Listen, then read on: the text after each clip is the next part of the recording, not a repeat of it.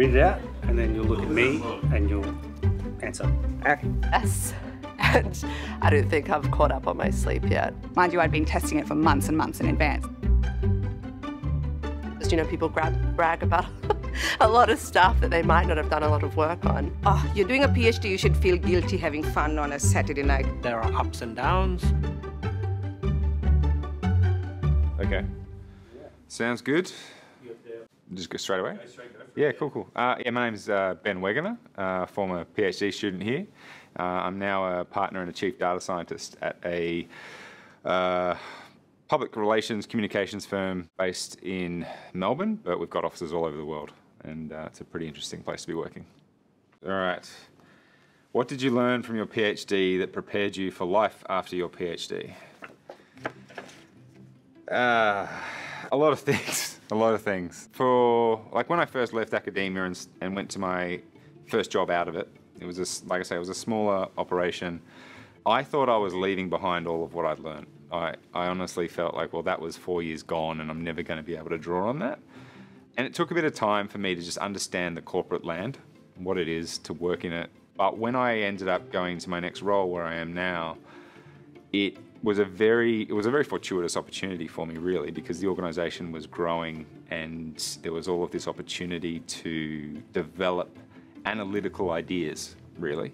And then I started to draw on those skills that I actually picked up during the PhD. So, like I said, I studied evolutionary biology, and evolution is essentially a system of rules and cause and effect. And we, organisations and people, societies, we are also really systems that have patterns and causes and consequences. And so being able to apply that type of big picture, macro level thinking across a range of both, governmental, public, private issues for organisations has been a huge benefit for me. I find that I'll be in a room now where talking to board level, C-suite executives or whatever it is, and just because of my training in being able to see a macro picture that others don't see, I can contribute to that conversation. And that's, that's been hugely rewarding. And so that, from a, I guess, way of my brain working angle, that has been a major thing. And then there's things like, my writing. Like, I was very lucky. Again, my PhD supervisor was great, and he stuck with me. We had these writing sessions because I was a terrible writer and I didn't know how to write a scientific article, let alone a whole PhD. And so he really sort of brought me through, and he's a great writer. And now I'm able to write in a way that's actually, succinct, concise, unambiguous, to the point, that people appreciate now in the corporate sector, because writing is actually a very, very sought after skill. It's surprising. Like I come across professionals that have been working for 10, 15 years and they're terrible at writing. They can't put two sentences together. And I work for a communications firm, so it's something that was like, well, I need to be able to communicate, written and spoken. What was the most challenging aspect of the PhD? Yeah, it does lead into that. I think definitely the realization of what this system is, like in terms of the academic system, the research world. I came into the PhD experience quite naive and, bright, bushy-eyed. Oh, I'm gonna, be a scientist. And the learnings along the way of what it is to be in the academic space is, it's a brutal lesson if you're not aware of it. If you come in with hopes and dreams, it's a great way to have those hopes and dreams crushed. And so, I went through a period in the middle of it where I was so disheartened, and a lot of PhD students do. I still talk to many now. So coming to terms with that, and then going, all right, well, I'm 2.5 years into this thing. I should get it done. I don't want to drop out of this.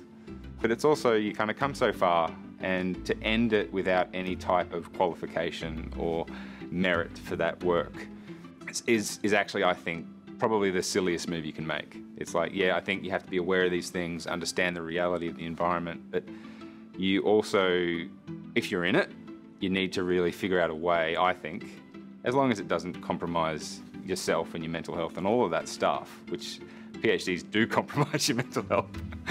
But you also, for me, I had to figure out a way to make the most of my situation and then plan ahead for those next steps. It was a journey, you know. It's kind of hard to describe, and it's hard for people to understand unless they've been through it, because it's a twisted world to be in. What was missing from your PhD program that would have been helpful in navigating life after the PhD? Yeah, well, some reality, really.